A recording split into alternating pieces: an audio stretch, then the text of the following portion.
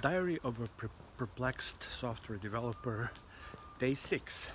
Today I want to talk about one syndrome that is known as I'll burn the toast and you scrape it.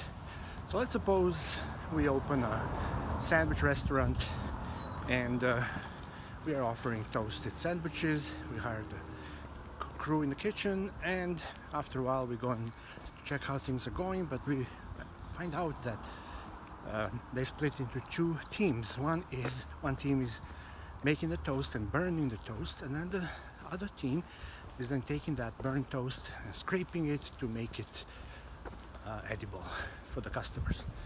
And so, the first thing we do with tell them to stop doing that and ask them to learn how to make the toast without burning it. Okay, that makes sense. But what's perplexing to me is when I look at how things are being done in our industry, in software development, I see a similar situation.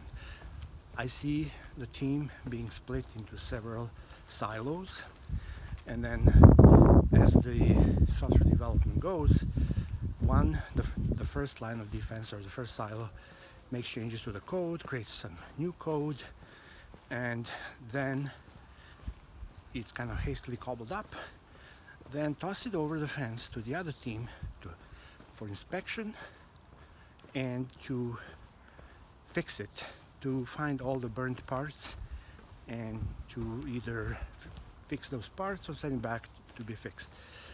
And on it goes.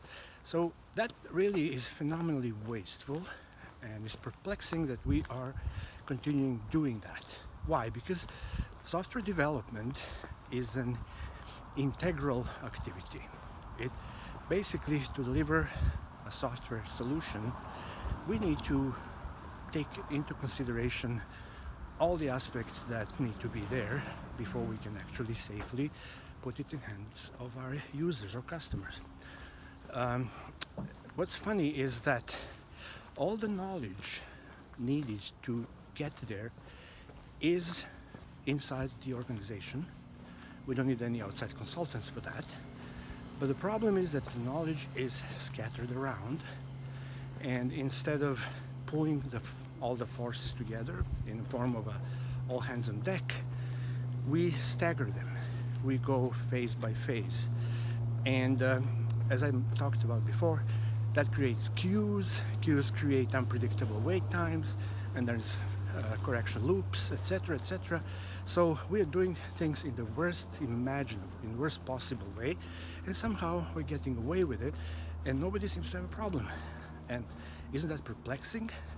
Why wouldn't we, as we are making something, and we know that all the knowledge needed to make it properly is inside the organization, why don't we just all get together and get it done in real time, at the same time, working together, make it happen, and then of course there won't be any burnt parts. Everything will be ready for the release.